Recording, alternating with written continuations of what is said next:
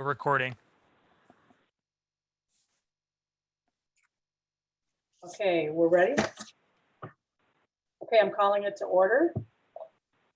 This meeting is held as a virtual meeting, given that the Illinois governor has declared the coronavirus pandemic a disaster. I have determined that an in-person meeting is not practical or prudent because of the disaster.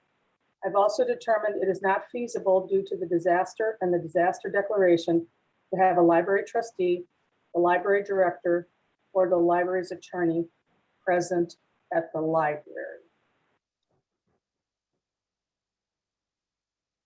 Okay, I'm gonna verify that everyone can hear.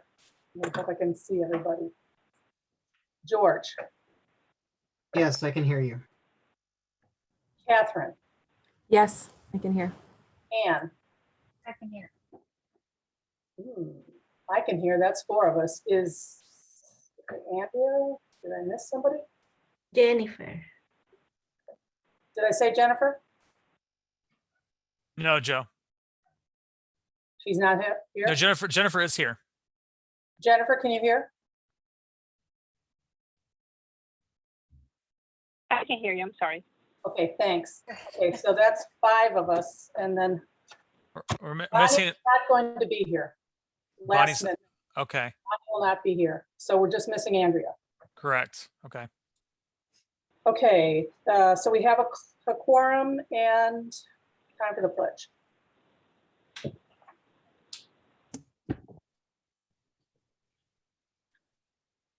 I pledge Pledge allegiance allegiance to to the the flag flag flag Of the United of the United States of America and to the and to the Republic republic for which which it it stands, stands, one One one nation, nation under under God, God, indivisible, indivisible, with liberty, and justice for all. The Warren Newport Public Library District provides the community with access to information, kindles the imagination of children and adults, and supports lifelong learning. Would anyone like to speak in public comment?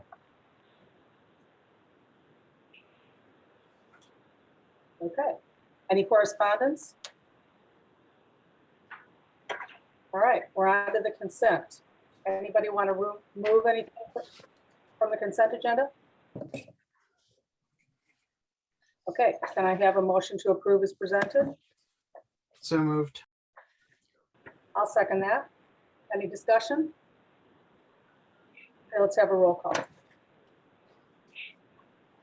Linsdau, Here. Kotsinis, Aye. Farkapisi absent, Arnold, Aye. Cheng, Aye. Sutton absent, Beckwith. Aye. Ayes have it. All right, technology vendor. All right. So first of all, I want to introduce a few people. One of whom you know, it's David Corona. David Corona is our head of IT, and so we're very excited to have David in this role. As you might recall, David stepped into this role. What has it been now, David? For 4 or 5 months? It's hard to keep track. I should have it written down. Sorry, I was trying to unmute. October, so October, November, December, January. Yeah, 5 months. Time flies. And also joining us is Brian Bruns, and Brian is with Outsource Solutions Group. And Brian, welcome. Thanks for joining us this evening. Thanks for having me. Appreciate it. So we're just going to spend a few minutes and talk about the direction we want to move the IT department in, and just give a little bit of a brief history of how we got here. And we invited Brian so we can talk about he represents the IT vendor we want to work with, and we'll tell you why we want to work with them. So when Kevin Getty transitioned full time as our head of facilities, we were kind of left figuring out, okay, what do we do with the IT department? So fortunately, we were able to bring David back. You might recall David was working as a consultant for us. He was with us before as our systems administrator, stepped away and was serving us in a consulting role. And we were lucky to get him back to serve as the head of IT. So I had already started the process of kind of looking at the field of IT vendors in the library space, because I knew that we needed some extra support. And then David came into that, and David essentially kind of took over that process. And what we determined was that we did need some outside assistance, and we identified OSG as the vendor that we wanted to work with. We looked, basically started looking at a bunch of different vendors, and we narrowed it down to 3. And we had meetings with all of them. I think at least 2 of the 3 vendors, David did an assessment of our IT setup, looked at our network, did a full assessment, right? Was it all 3 of the vendors that are finalists, or just 2? No, it was only 2. So two of the 3, and the third vendor didn't feel they needed to, only because we've had a previous history of working with them. So they had a pretty in-depth knowledge of our IT department and our IT infrastructure. But CCB and OSG both did a detailed network analysis of our IT infrastructure to determine the type of support that they would be able to provide. And that was extremely helpful for us, because and these are some things that David and Smriti, who's also in our IT department, had already identified themselves as things we needed to address, whether it be security or whatnot. And David could probably speak to more of those if you have questions for him specifically. But when we looked at the vendors, and we take into account pricing and services offered, we just felt OSG was the best fit for us. They have stellar references. One of the references, Pam Leffler and Morton Grove, is the chair of the Electronic Content Consortium. I was on the board of the Electronic Content Consortium, as this board knows. And I trust Pam, and she had only glowing things to say. And David spoke with her as well. And then also Kate Hall at Northbrook, who I know very well through the ECC and other LOA library activities. So they have a really great reputation. I feel that the services they offer are at a very competitive price, and really will help us a lot, and really just kind of shore up our IT services. And it's going to be in a way that's cost effective, because basically the direction we're moving in, we're not going to hire a systems administrator at this time, because that was a vacancy that essentially, before David came on as head of IT, he was doing it as a consultant in a consulting role for us. So I feel this isn't going to have a major impact to our budget. I don't think that we're going to be, I think we're actually going to spend a little bit less on IT than we would have had we hired a full-time system administrator. So that's kind of the background. I don't know if the board wants more information than that. If you want us to get into more details about the services OSG would provide if we were to enter a contract with them. If you have any questions for David, for Brian, I'm not sure what the board would like to know. In the board packet, I gave you a kind of a big picture overview of some of the services they'd be providing for us. So at this time, I think I'll turn it over to the board for questions that you might have. I have one. Have you guys been able to, do you guys know what we have in comparison to other libraries and what we need in comparison to other libraries? Would you like me to answer that, Anne or Brian? So we have obviously we have I would say a small to medium sized library, but we're very busy. One of the reasons why we chose OSG as the vendor that we want to work with is their relationship with other libraries around us, and a working knowledge of those libraries and the technologies and the software that those libraries use. I spoke with Ed Finn also at Lake Forest Library, and I'm sure Brian could answer this probably a little more elaborate than I can. But from what I understand, OSG has 8 to 9 engineers that work specifically with libraries out of their 30 person engineering team, and that's probably one of the biggest selling points. Was exactly that, and we wanted to know what other libraries are doing, but we also wanted to know what other industries are doing outside of libraries. And that's another, another feather in OSG's hat, is that they work with libraries, but they also work with other different types of companies. And so we know what we know here in the library, but we also want to know what other libraries know and what other industries know and what they're doing better. And that's one of the key reasons why we went with OSG. Okay, great. Thank you very much. That was a very complete answer.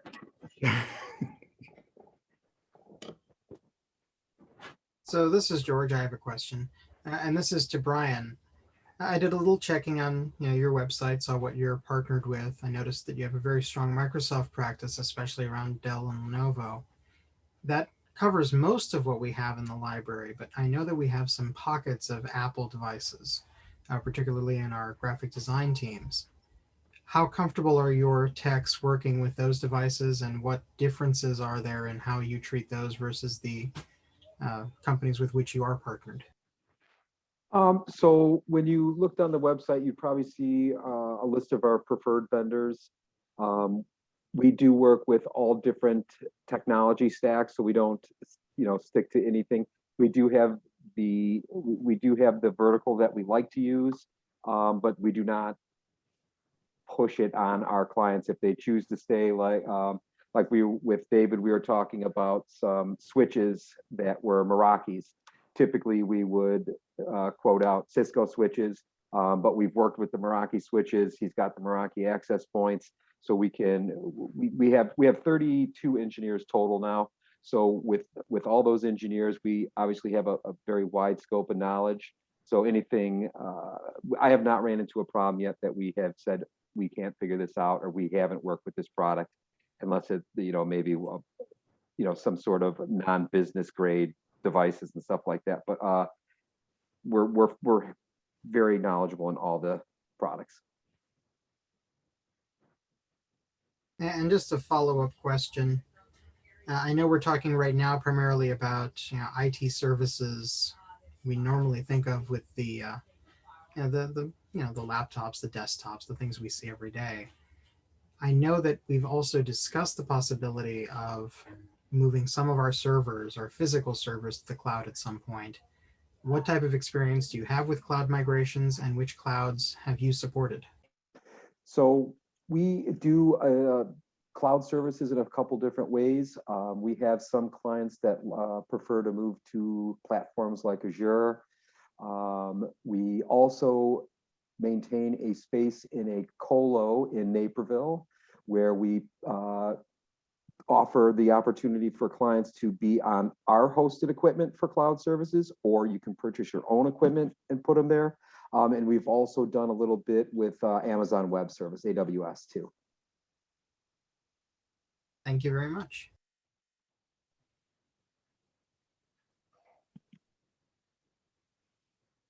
Other questions, comments, concerns that board members might have? How much? Well, let's see. What we're asking the board for is to for this budget year, there's an onboarding fee, and then it would be, I think, 2 years of well, we're estimating up to 2 years or 2 months of costs, May and June. We're not exactly sure when we want to onboard yet, if we want to do it May 1st or the middle of May. But if we were to do it May 1st, as I put in the board packet, we're talking $12,700. I think the onboarding is, I don't have, I should have had that in front of me, and I don't. I can pull it up here real Right. quick for you. Probably pull it up too. So the onboarding is $3,900, and the monthly fee, including, I don't know how much he got into about the add-on that we added, but just with the Network Care Secure program is $39.47 a month. And then we added an advanced endpoint defense, which is, let's call it an antivirus on steroids, that we're pushing towards all our clients now. So the total monthly comes to $43.80.92. Brian, how does that compare with what's left in the IT budget for the year? Well, we did not, in terms of that. That's why I'm asking the board to approve these funds for the rest of this fiscal year, because we didn't account for. I mean, I think there is some money, like some consulting money left over from when David was in that role, but I think it's minimal. I don't think there's a lot left in there, George. And ongoing, how does it compare to what we were planning to spend on IT in years 2 and 3? Well, it's less if you account for the fact we won't be filling that system admin job. So we save money. I can give you an exact breakdown, but I think it's I mean at least $8, $9, $10,000. Andrea's not here, so I have to ask.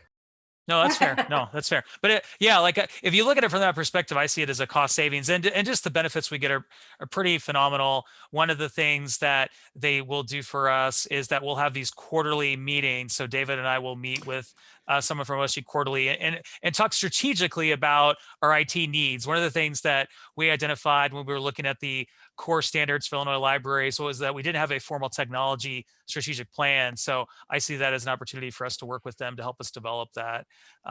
So I think that there are a lot of benefits that they offer us. As David and I were talking about, trying to stay on top of everything in the IT realm is really impossible for a team of 2 people. And this relationship will allow us to, get those updates on a quarterly basis on what we need to do, how to respond to the latest security threats out there. George, I don't have to tell that to you because you're an IT professional, but so I really think it's cost effective, and it's just this is going to improve our IT department and our IT services at the library. So I feel like it's a good move for us. I don't see really a lot of downside to it. And yes, I think Ryan can get those hard numbers for you, but there's also those intangibles, George. One of the biggest things benefits that I see is the quarterly CIO meetings, and I see that as it's almost like hiring a CIO or somebody for strategic planning that's built into that monthly price. That'll help get the IT to that next level, which is it's hard to put an exact number on that, but that's one of the other added benefits of that. If I can jump in, that's been something that we've been doing a little bit more lately. We work with different libraries in different ways. We have some that just use us time and material. They have a problem, they call us, we fix it, we bill them, we move on. What we offered was a little bit more of a proactive approach. So we're going to have monitoring on all the endpoints. So we're going to be a little bit ahead of, instead of chasing problems after they occur, we're going to be able to, diagnose those up front. Also, we have like Desplaines Library where we have staff there. If that library is open, we have staff there. We have libraries that we do like all-in programs where you pay a monthly fee and no matter what you need is covered. And that's what Ed at Lake Forest went with. But he's got a lot of other things going on. He's renovating the library, so he's going to be moving the library from one location to another. So that program fit for him. And I think with the 2 people on staff with the IT there and the proactive monitoring and those meetings that he's talking about are key. I really believe that's what sets us apart from the other vendors out there. I went through the spreadsheet with Smirty and David when I was out there. And it's a very powerful tool that helps you guys get to the next level. And that's been a trend lately with the libraries that we've been picking up.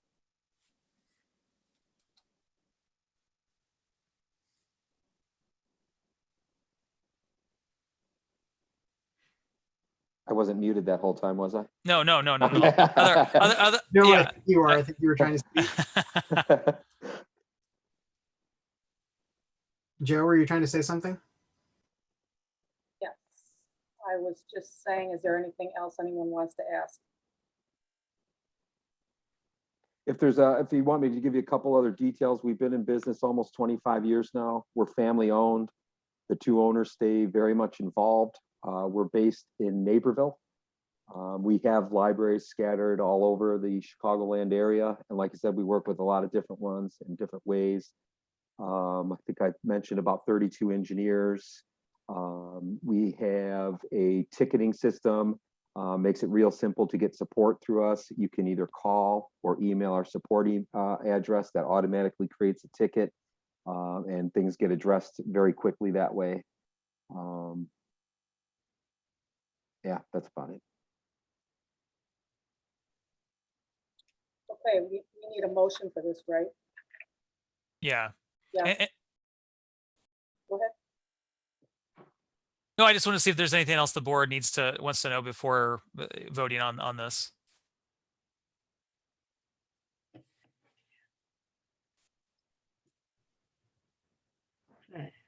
How much money do we need to include in this motion? That's the first question I'll ask. It's the 12,700 that's in your board packet. I think that covers us for the onboarding, and then the starting May 1st if we need to start on May 1st, and then June 1st. And then the draft budget the board looked at committee of the whole included this, the idea that we'd be entering this relationship with OSG. So that's already reflected in there. And I know we're still working on that, so that's a work in progress, but just as an FYI. Ready to make the motion, George? I move that the library enter into the agreement with OSG and the board transfer funds to do so in the amount of 12,700. I'll second. It's Catherine. Any further discussion? Okay, roll call.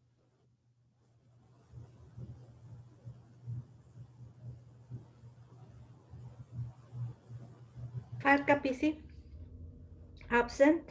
Cotsinis, Aye. Cosa significa capisci? sorry.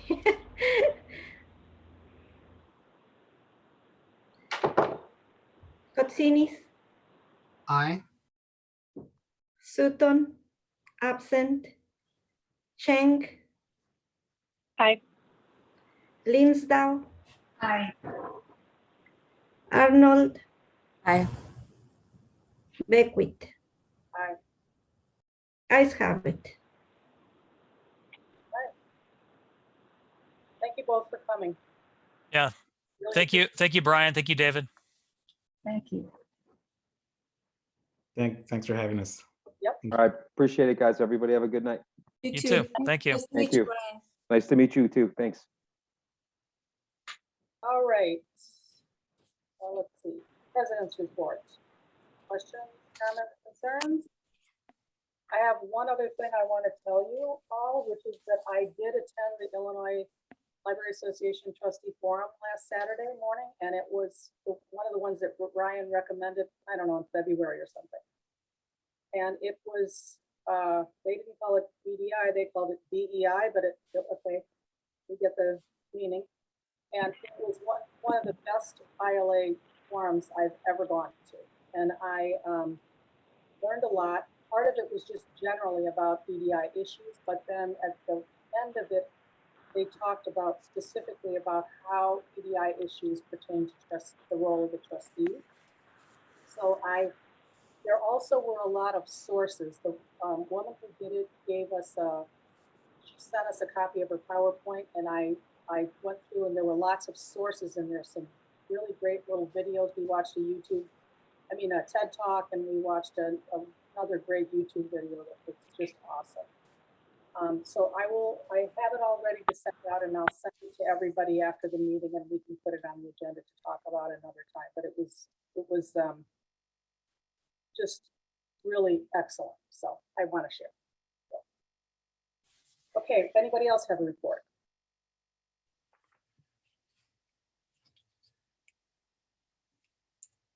Okay, we're on to Ryan.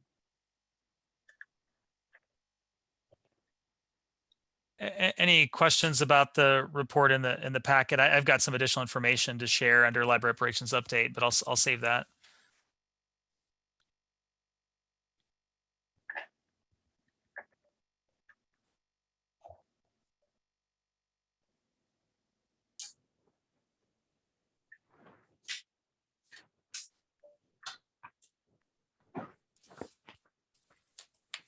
Okay, so LED. LED. So I have some unfortunate news about the LED lighting project. There needs to be some changes to the project, which will necessitate some increased costs to the tune of about $16,000. So here's some of the things that we've discovered, and these primarily have to do with some inaccuracies on the spec sheets. So it wasn't anything we could have anticipated, or rather the cut sheets. So let me run through a few of these. So in the bathroom, the cut sheet basically depicts fewer one lamp and ballast driver. There's actually 3 lamps and 2 drivers in each fixture for the men's and women's room. So there's one change that needs to be accounted for. Additionally, 2 bathroom fixtures and 1, I think, emergency sensors not shown on the plans. So that's unfortunate. In the vending area, the Evo kits do not fit into the existing fixtures. They're supposed to, but they don't.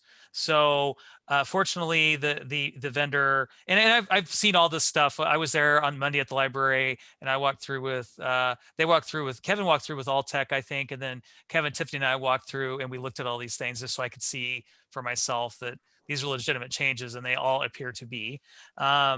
Fortunately, with the Evo kits, they don't fit into the existing fixtures.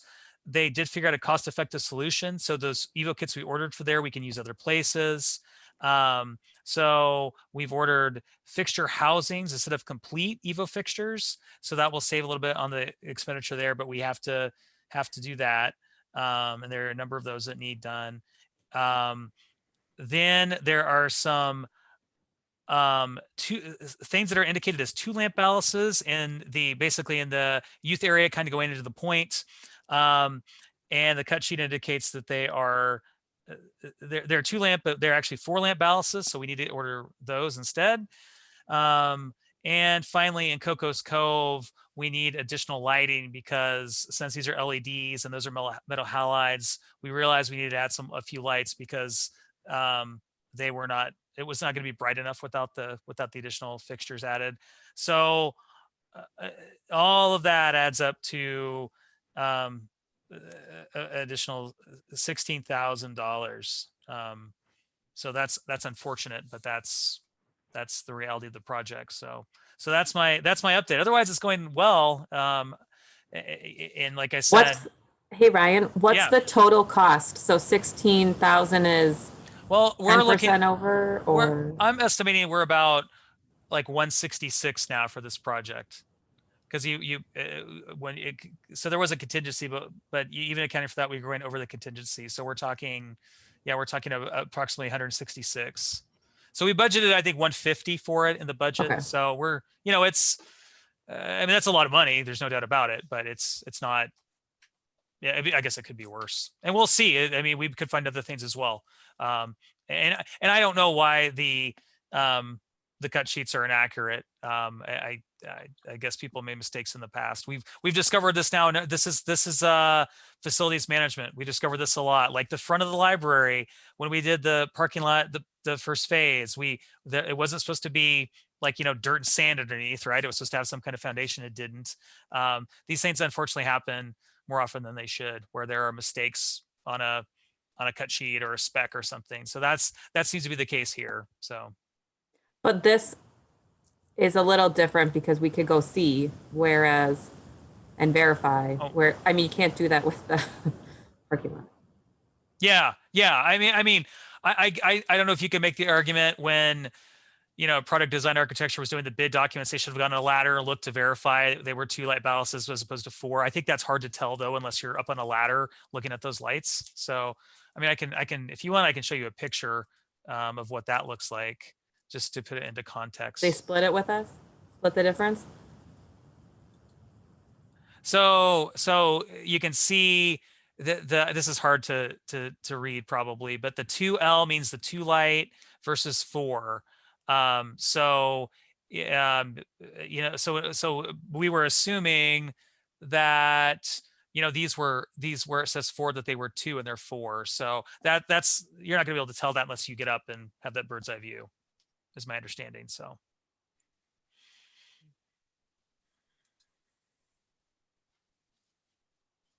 Other questions about this? I have a question. So the $160,000 that was originally presented to the board for this project, did that include any contingency dollars, like any room for these type of out of plan expenses? It did, Jennifer. Yeah, there's a 5% contingency. So that just over $7,300. So we did account for some contingency. So this is in excess of the contingency. Okay. Correct.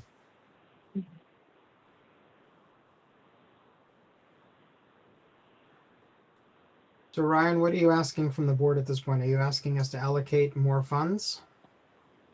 I'm not at this time. I don't think that's necessary. At some point, probably we will need to do that. But I honestly, George, I found out about this really yesterday before, after I put the agenda together. So, I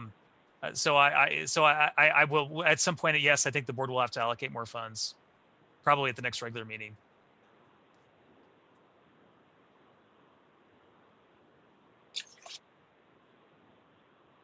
How will this put us in terms of the budget expenditures for capital for the year? Oh, how does this impact that budget, Jennifer? Was your question? Right, in terms of total spend for capital. I have to take a closer look, honestly, at it. As I said, we didn't account for, this expenditure over. Although I think we did have some savings from the parking lot project, which I think we put towards that retaining wall. So we'll at the committee of the whole, I'll give an update on where we're at with capital projects, so we know where we're at. I don't think that's quite going to account for this overage, but it might help. Thank you. Okay. Anything else on this? No, I know this is bad news, but otherwise the project's going well and we're moving right along. So the staff areas I think all of the staff areas are complete with maybe some exceptions, but they're working on the main floor area, which is the big part of this project. And doing that even while we're open, and there has not seemed to be any issue. We're not, we're still averaging about 300 patrons a day, so there's not a huge flow of traffic. So that seems to be working out okay. Anything else on this? Okay, operations. Yeah, so library operations, the big thing we're focusing on, of course, as we talked about, was what I'm calling kind of operational runway is kind of the joking phrase I use for this. Is we're on the runway, we're in the plane, we're ready to take off, we have clearance, now we're starting to push the throttle forward, and we're going to start to taxi down the runway faster and faster until we take off, which I hope is the new normal, late August, early September. But in the meantime, we want to take steps towards restoring services. And, the big step that we want to take is May 17th, where we plan to expand our hours, offer computers for an hour, offer some limited seating, let's see, add perhaps some study carols, and then right now, so there are some newspapers that are in the quiet reading room, which sells a lot of stuff in it. So we're going to move some of those things out. So that is our plan for May 17th. We would expand hours 11 to 7 Monday through Thursday, 11 to 5 on Friday, and 10 to 4 on Saturday. The quarantine has been lifted as well. So we're communicating that with staff. So we're in the process of figuring out when can we end our quarantine, which will be soon. And when can we resume opening the book drop, which should happen soon. We're just working that out. So yeah, so that's all positive news. So, taking a step forward to the new normal, when are we going to do more? When are we going to open the study rooms? Some of those other areas. That's a good question. One of the things that we want to be careful with over the summer is not to overcommit ourselves, because we had to make a decision early on from a service point of view. How are we going to do summer reading? So a lot of our youth services team is going to be heavily focused on some virtual offerings, and to expand hours beyond this would be challenging with the kind of commitments our staff have made to offer some of those virtual programs. And we have some the LED lighting project that's going to wrap up going into the summer, and then the parking lot project. So I think May 17th though is a big step for us, and it seems to be in line with what other libraries around the area are planning on doing. And then we could perhaps slowly start to reintroduce things, but once again, we want to be careful because we want to give staff a time to know what's going on and be prepared. And I don't want to throw staff or the community a curveball every week or two and confuse people and frustrate people. So that's what we're looking at doing in terms of library operations.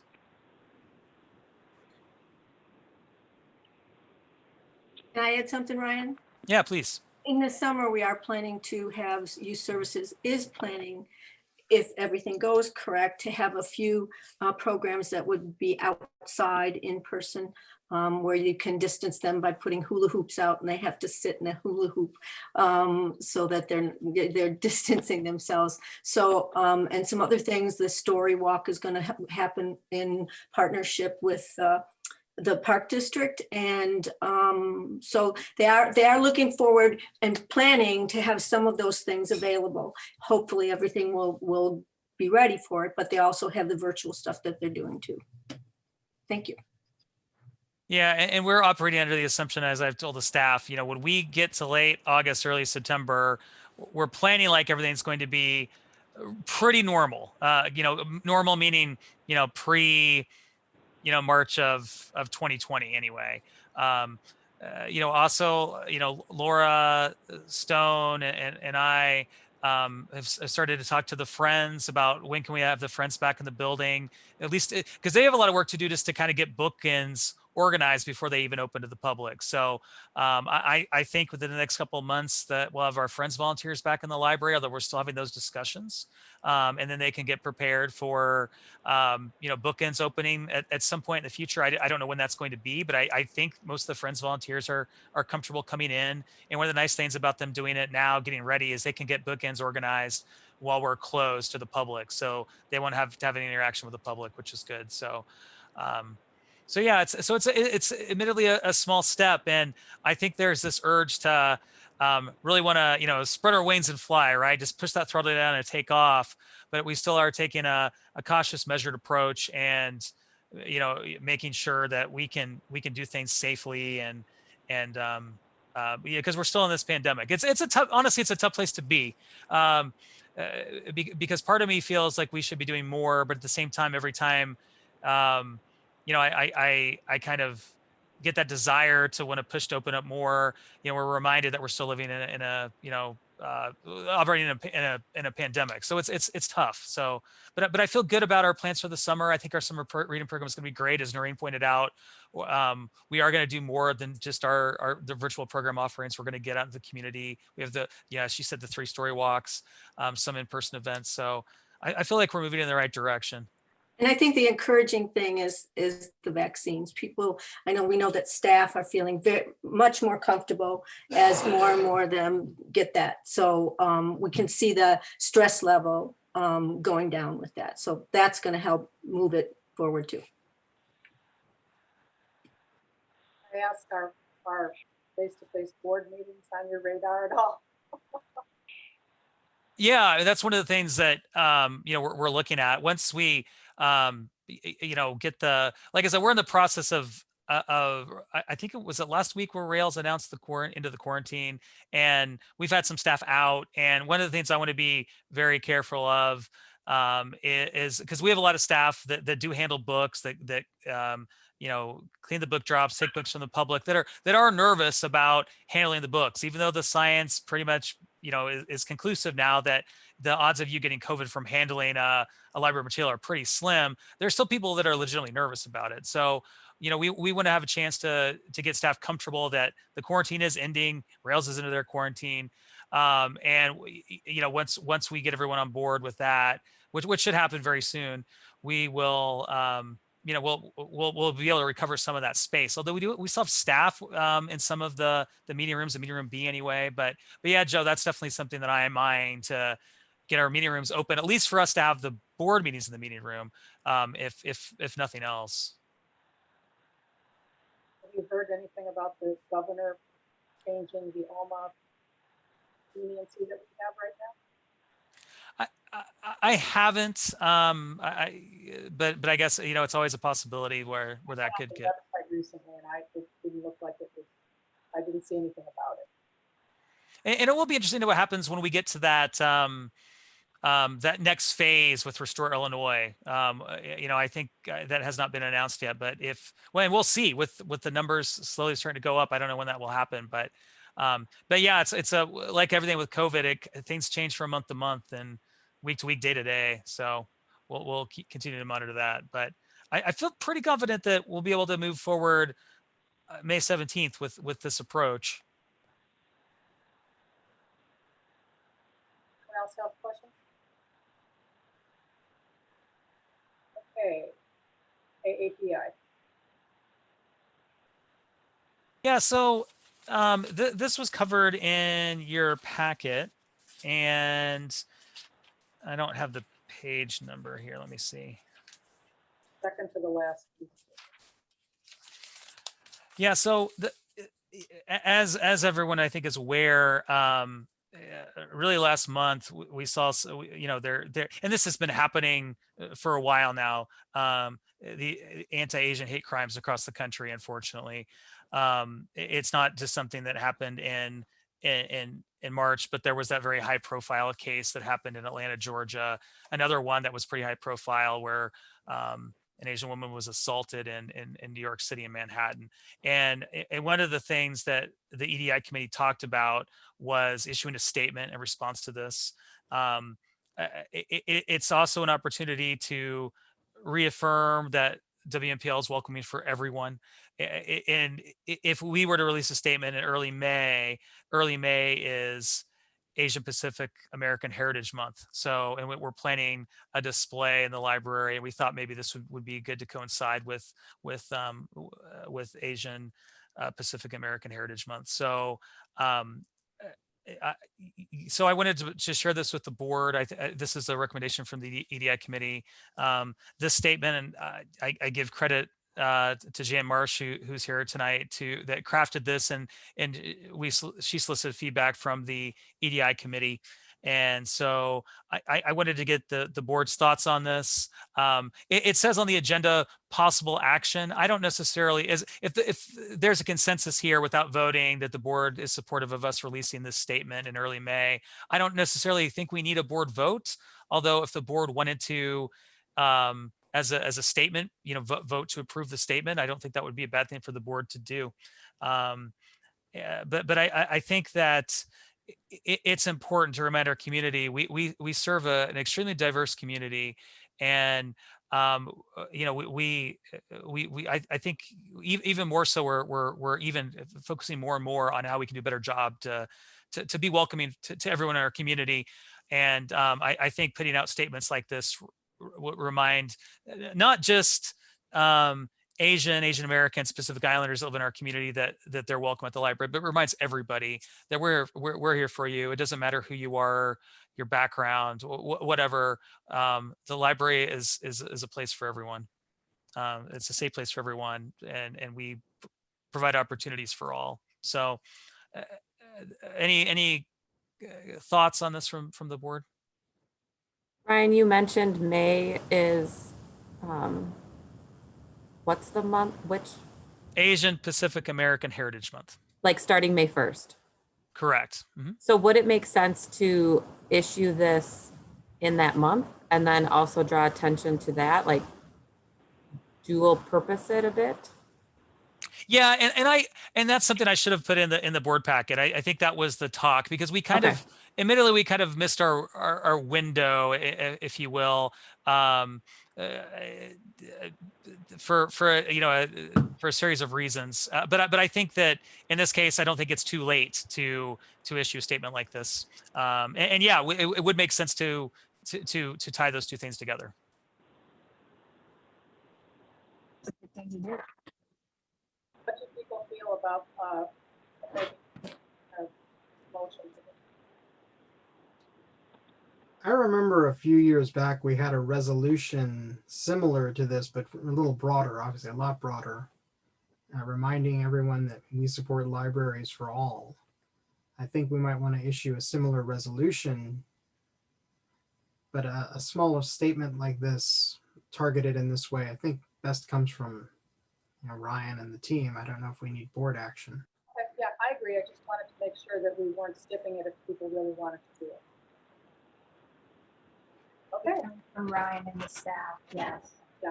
Okay. All right. Anything else on this one? Okay. Draft plan.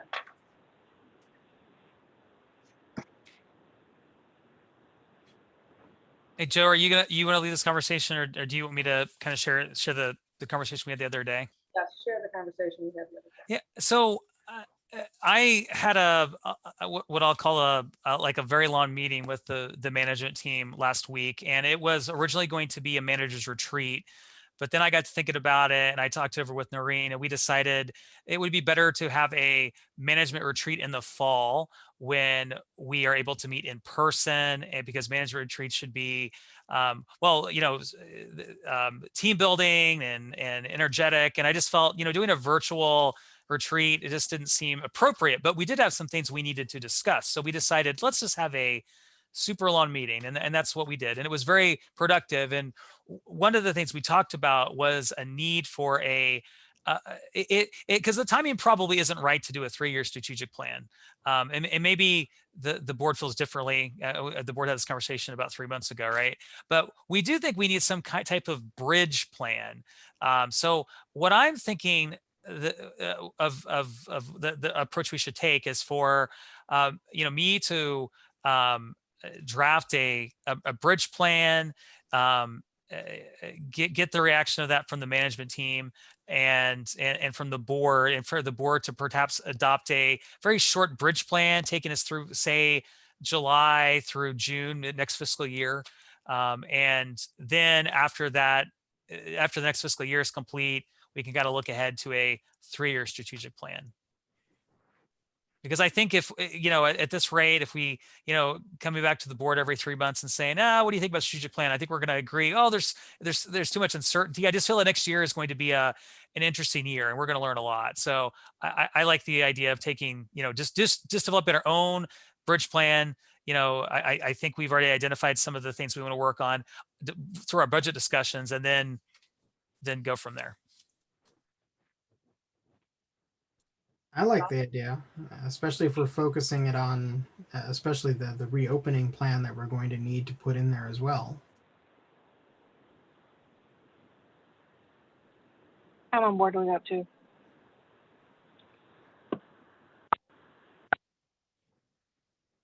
I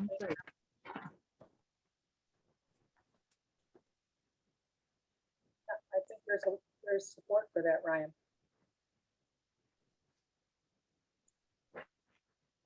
Okay, so is then the next step to start to develop this bridge plan, and then I don't know, maybe it makes sense to bring that back to the board in at the June committee of the whole, because we have a lot of budget stuff to talk about next month, I think. So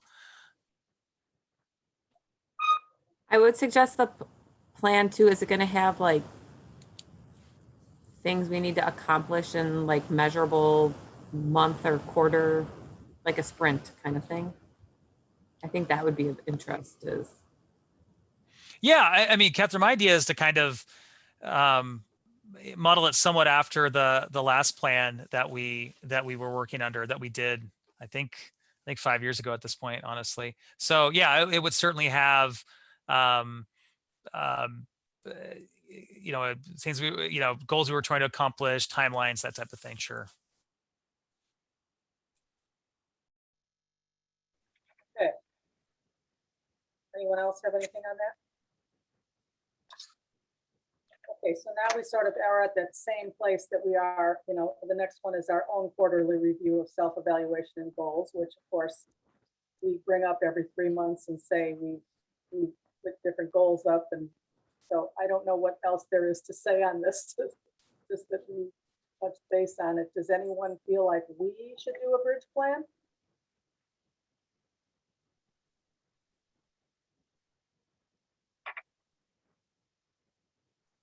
All right. I think we have enough work to do already. I do too. All right, so let's move on to the next one, which is the resolution for sick leave. Yeah, this is what the third time I've brought this to the board, and this is helpful for us because basically we're sending the message to our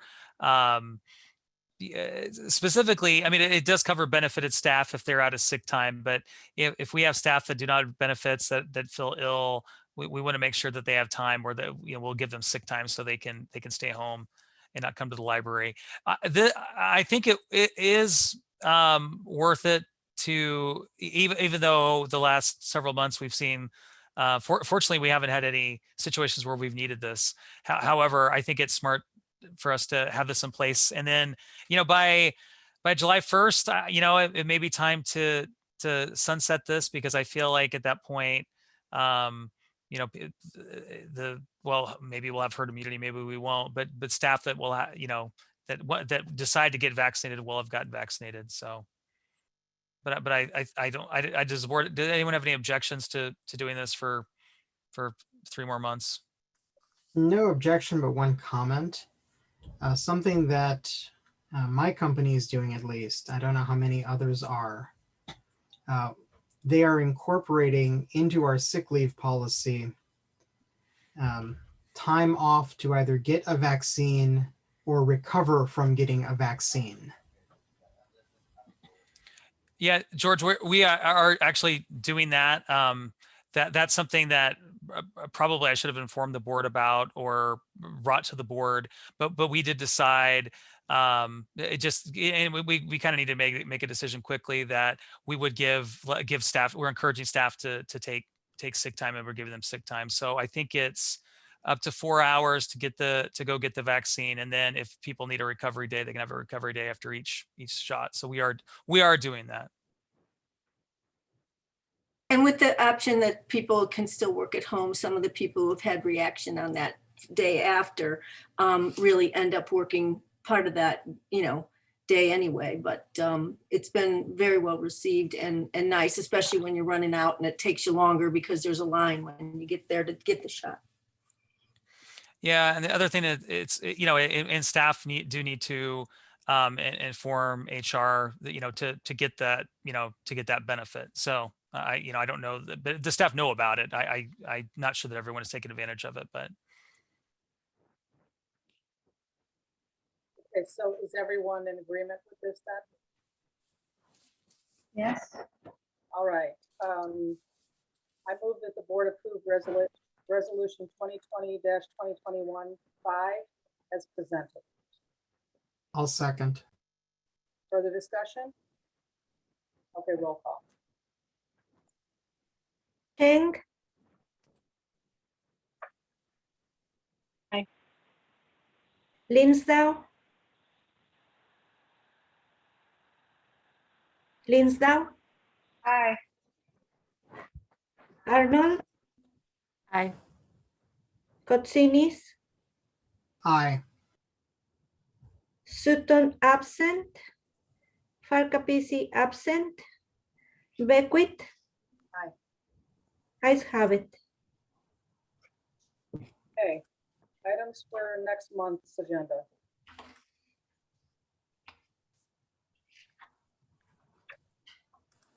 All right, would anyone like to speak in public forum? Anyone have any other announcements besides what's in the agenda? Would like to adjourn. I move to adjourn. George, I got you. I'll second that. Joe, okay. Let's have a roll call. Linsdau. Aye. Here. Arnold. Aye. Farkapisi absent. Cheng. Aye. Sutton absent. Kotsinis. Aye. Beckwith. Aye. Ayes have it. All right, 7:54. 7:54. Thank you. Good to see everybody. Bye. Thank you. Nice to Bye-bye. see you.